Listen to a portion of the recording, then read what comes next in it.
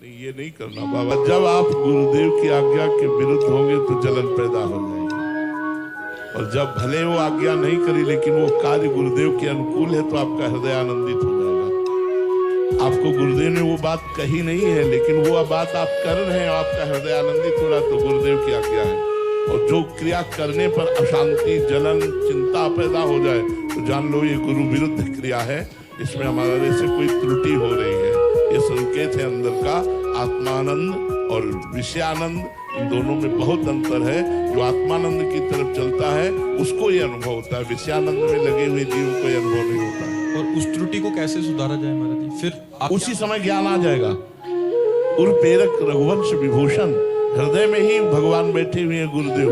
अखंड मंडलाकारम व्याप्तम, तुरंत तुम्हारे अंदर सूत्र आएगा, अच्छा ऐसे ऐसे, और हृदय शीतल हो जाएगा। गुरुदेव का ध्यान किया, वो बात हृदय में आ गई। गुरुदेव केवल एक जगह बैठे हुए थोड़ी है, सबके हृदय में बैठे हुए गुरुदेव। अखंड मंडलाकारम व्याप्तम चराचरम तत्पदम दर्शतम तस्मै श्री गुरुवे नमः। जो चर अचर में व्याप्त है वही गुरुदेव भगवान है, वही परमात्मा है, वही ब्रह्म है। योगेश कौशिक, भजन करने का समय दे दिया है, अब कुछ मांगने की इच्छा नहीं होती। बाबा, भजन को बचाए रखने के लिए मैं क्या करूं? संतों का संग भजन प्रारंभ भी कराता है, भजन बचाता भी है और भजन को पचाता भी है। यदि हमें भगवत प्रेमी महात्माओं की सेवा और संग प्राप्त हो जाए तो उससे भजन प्रारंभ भी होता है। भजन न होई संग बिनु, और भजन बिना नहीं प्रेम। छिन्हो भजन छाड़िए, धरिए ध्रुव यह नेम।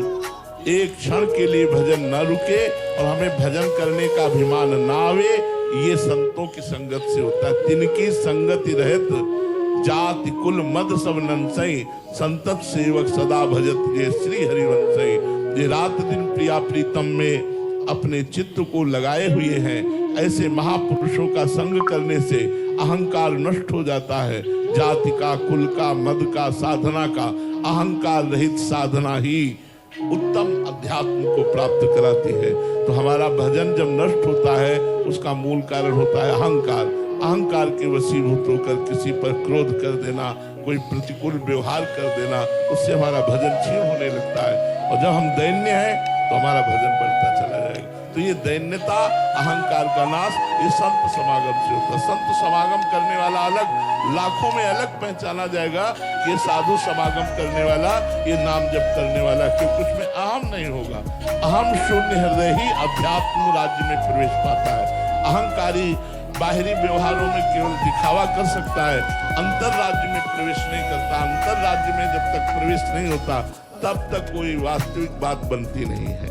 इसलिए अंतर्मुख होकर समस्त इंद्रियों को अंतर चिंतन में लगाना, ये संत संग की कृपा से होता है। नाम जप और साधु समागम, ये दो आपको उत्तम अवस्था तक पहुंचा देंगे, आपके भजन को बढ़ाकर, बचाकर, पचाकर सिद्ध बना देंगे। बीनू बालाजी जम्मू से, महाराज जी, हम मुख से तो कहते हैं कि हम ठाकुर जी के हैं, पर हृदय से शरणागति का अनुभव नहीं हो पा रहा। महाराज जी, सच्ची शरणागति कैसे प्राप्त? नाम जप करो, नाम जप धीरे धीरे। नाम जप से पहले नाम जिह्वा में आता है, फिर कंठ में आता है, फिर हृदय से चलने लगता है। जब नाम हृदय से चलता है तो प्रतिपल एक एक वृत्ति भगवान की शरण में होने लगती है। बड़ा आनंद का मार्ग भाई, बड़े आनंद का मार्ग है। लोग परलोक सब सुधर जाएंगे, आप बिल्कुल चिंता न करें। आप जबान से केवल बोले मैं प्रभु आपकी शरण में हूँ और नाम जप करो। देखो ये जबान वाली बात कंठ में और कंठ से हृदय में, हृदय से रोम रोम में फैल जाएगी। और एक दिन ऐसा आएगा कि हृदय से आप भगवान की शरण में होंगे। आप चलिए, प्रारंभिक यहीं से होता है। आप चलिए, खूब नाम जप कीजिए और वाणी से बार बार कहते रहिए, हे हरि, हे प्रभु, मैं आपकी शरण में हूँ। फिर आप इसका चमत्कार देख लीजिए।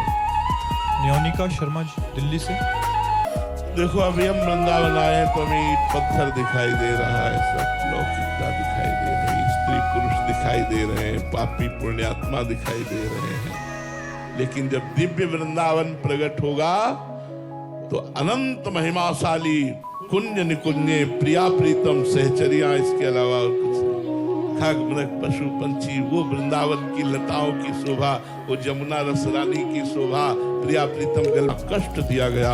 5 वर्ष की अवस्था त्रिभुवनपति हिरण्यकश्यप विरोध में, और मुस्कुराहट के सिवा कभी शोक नहीं, और कभी हरि से पूछा नहीं कि मुझे आग में जलाया जा रहा है, मुझे विष पिलाया जा रहा है, आपके कारण ऐसा क्यों हो रहा है, आप क्यों नहीं रोक देते, कभी नहीं। उन्होंने ये नहीं कहा कि नरसिंह रूप में प्रकट हो जाओ, नहीं, उन्होंने कहा खंबे में भी है, आप में भी है, चराचर जगत में भी।